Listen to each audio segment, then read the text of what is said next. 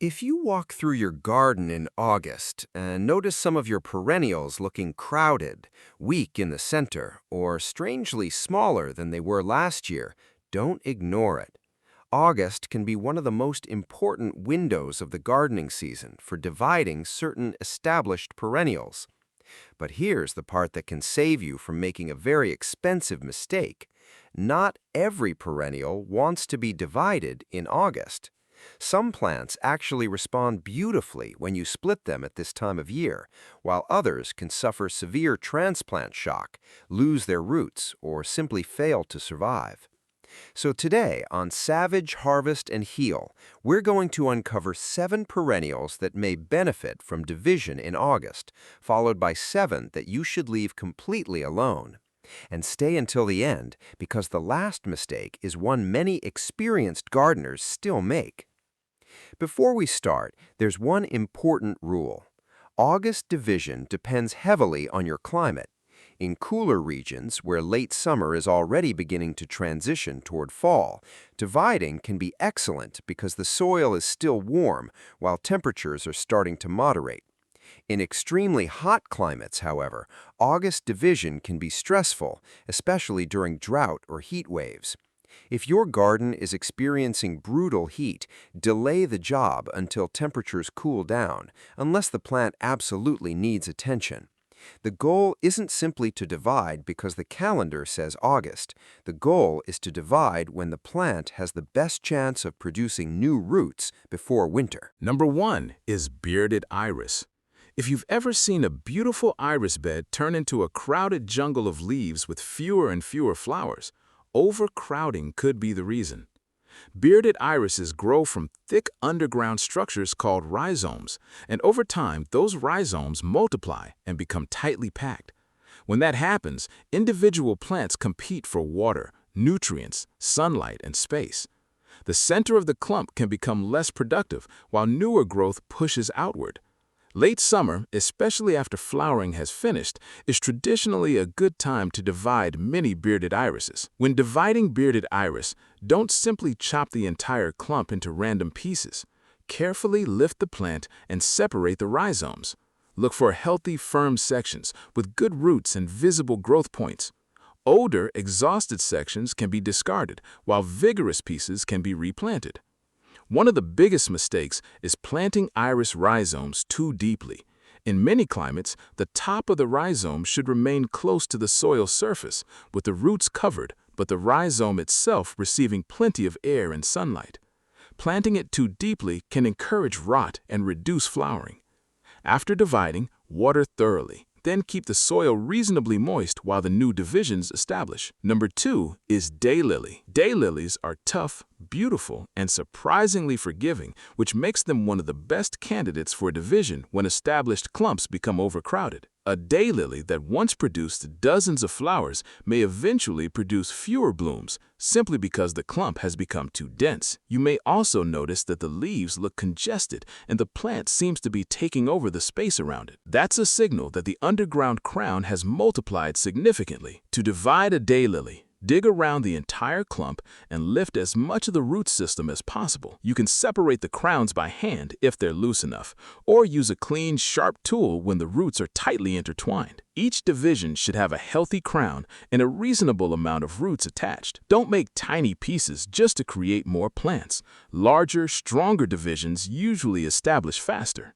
Trim damaged or excessively long foliage if necessary. Replant at the appropriate depth and water deeply.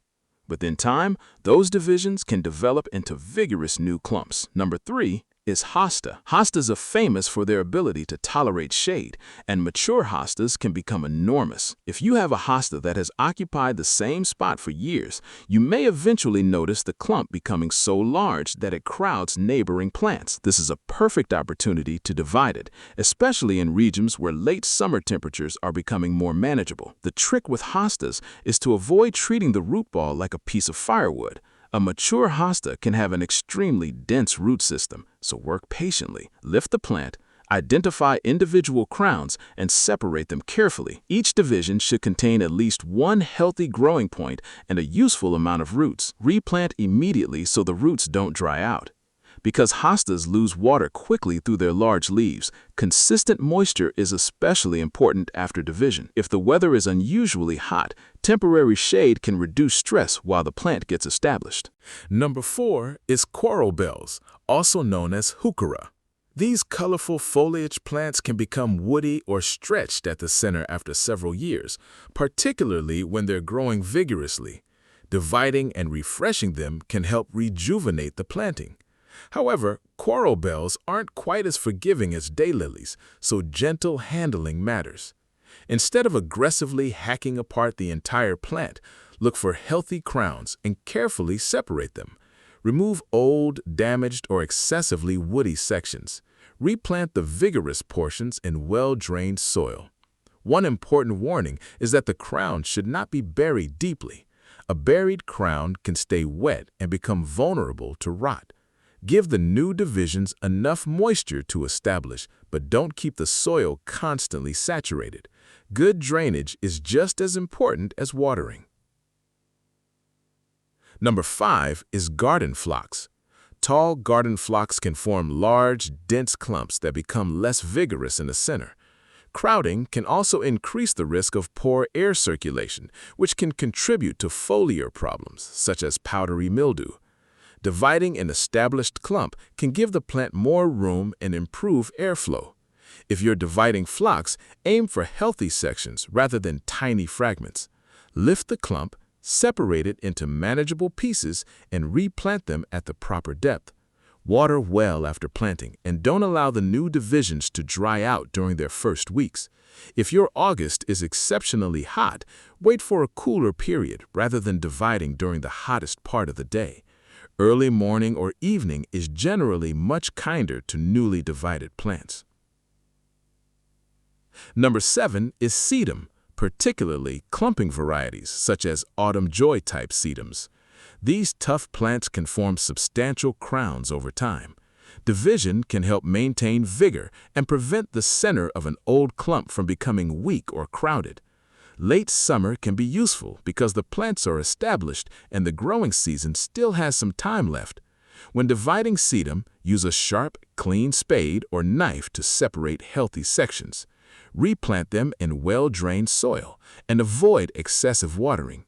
Sedums store water in their thick leaves, so they're much more tolerant of dry conditions than many garden perennials. In fact, keeping a freshly divided sedum constantly wet can be a bigger problem than allowing the soil to dry slightly between waterings. Now, let's move to the 7 plants you should think twice about dividing in August. This is where many gardeners get into trouble. The fact that a plant can technically survive division doesn't mean August is the best time to do it. And during extreme summer heat, almost any transplant can become risky. First on the caution list is lavender. Lavender isn't normally divided like a hosta or daylily. Mature lavender plants develop woody stems, and cutting a large, established plant apart can cause severe damage. If you want more lavender, propagation is generally a better strategy than attempting to split the entire plant in August. A large woody lavender can look like it should be divided, but what appears to be a clump is not necessarily a collection of easily separable crowns. Second is rosemary. Like lavender, rosemary develops woody growth and doesn't appreciate being chopped into pieces. Trying to divide an established rosemary plant can destroy its root structure and create unnecessary stress. If you want additional plants, propagation is usually the smarter approach. During hot August weather, cutting apart a mature rosemary can be especially risky because the damaged root system has to recover while the plant is simultaneously losing moisture. Third is Russian sage, now commonly classified in the genus Salvia. This is another plant that can develop a woody base and does not behave like a typical clumping perennial. Dividing a mature plant simply because it looks large can lead to poor results. If your Russian sage has outgrown its location, consider whether pruning, relocation at a more suitable time, or propagation would be better than forcing a division in summer heat. Fourth is butterfly bush. Butterfly bush is vigorous, but that doesn't mean it should be divided like a daylily. Mature plants develop woody structures, and attempting to split the root system can cause significant damage. If you're trying to create more butterfly bushes, propagation is generally a more sensible option than attacking the main plant with a spade. Remember, vigorous growth above ground doesn't automatically mean the plant has a root system designed to be divided. Fifth is peony. Now, this one requires an important clarification because peonies are commonly divided, but timing matters. In many temperate climates, late summer to early fall can indeed be a suitable time to divide established peonies. The reason I'm putting them in the caution category is that blindly dividing them in the middle of a scorching August can be a terrible idea. Peonies resent being disturbed unnecessarily, and their eyes must be positioned correctly when replanted. If you live in a hot region or your soil is baking dry, forcing a division simply because it's August can set the plant back badly.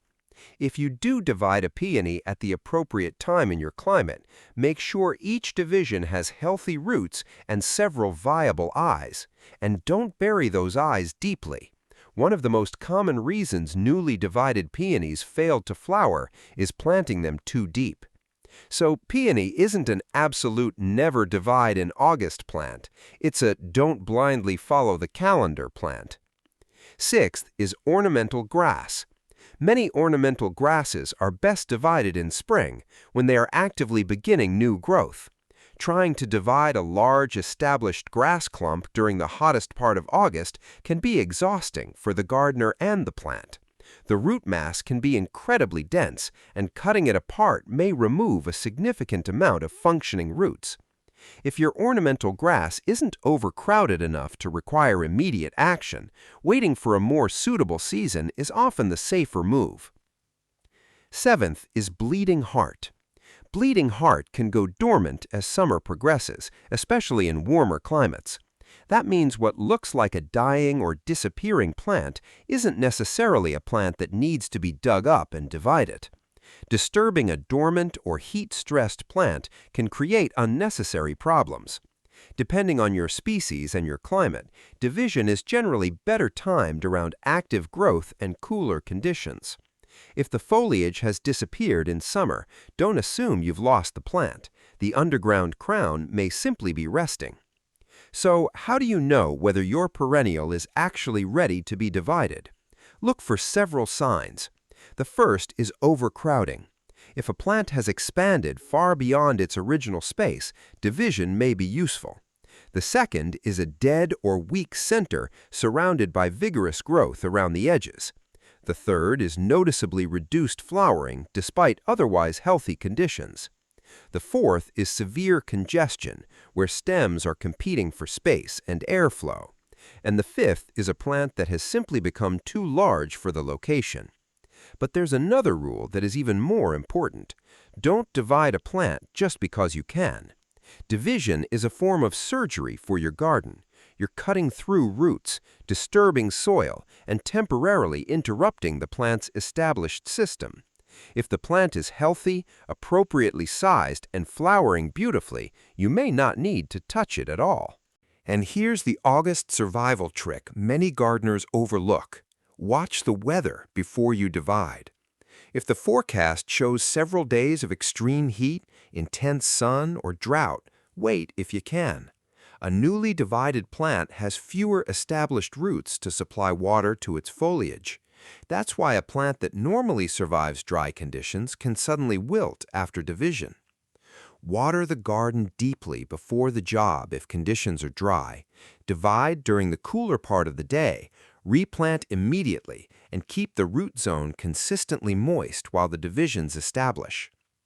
You should also prepare the new planting holes before lifting the old plant. This sounds simple, but it's one of the easiest ways to reduce transplant stress. Don't dig up a plant and then spend 20 minutes deciding where every piece should go. Have the soil prepared first. Once the divisions are separated, get them back into the ground as quickly as possible. The less time exposed roots spend baking in the August air, the better. And don't forget your tools. A dirty or dull tool can make division unnecessarily difficult and can potentially spread problems from one plant to another. Use a clean, sharp spade, knife, or garden fork appropriate for the plant you're dividing. When working with several plants, cleaning tools between questionable or diseased specimens is a smart habit. After planting, resist the temptation to drown everything. Newly divided plants need moisture, but roots also need oxygen. The goal is evenly moist soil, not a swamp. Check the soil with your finger before watering again, and pay attention to your specific plant's needs. Heavy clay soil and poorly drained locations can turn a well-intentioned watering routine into root trouble. There's also something satisfying about division that goes beyond saving an overcrowded plant. One mature perennial can become several new garden plants without buying anything. You can fill an empty border, create repetition throughout the garden, share divisions with a friend, or rescue a plant before it becomes too crowded to thrive. That's one of the reasons experienced gardeners love propagation and division so much. The garden can literally make more garden. So let's quickly recap. Bearded iris, daylilies, hostas, coral bells, garden phlox, yarrow, and clumping sedums can often be excellent candidates for late summer division when local conditions are suitable. Lavender, rosemary, Russian sage, butterfly bush, ornamental grasses, and bleeding heart generally deserve more caution, while peony requires especially careful attention to climate and timing rather than a simple yes or no rule. The biggest lesson is this. August isn't automatically the month to divide everything in your garden. It's a decision-making month. Look at the plant, look at the weather, look at your soil, and look at your climate. A gardening calendar can give you a starting point, but your plants are the final authority. If you found this helpful, don't just rush outside with a shovel. Walk through your garden first and identify which plants are actually overcrowded and which ones are simply doing what they naturally do at this time of year. That 5-minute inspection could be the difference between multiplying a beautiful perennial and accidentally killing it. And if you're building a healthier, stronger garden with practical, old-fashioned techniques and smarter modern methods, you're in the right place. This is Savage Harvest and Heal, where we dig deeper than the surface and help you make every season count. Subscribe to the channel, turn on notifications, and come back for the next gardening secret. Because sometimes the best thing you can do for a plant isn't to give it more, but simply to know when to leave it alone.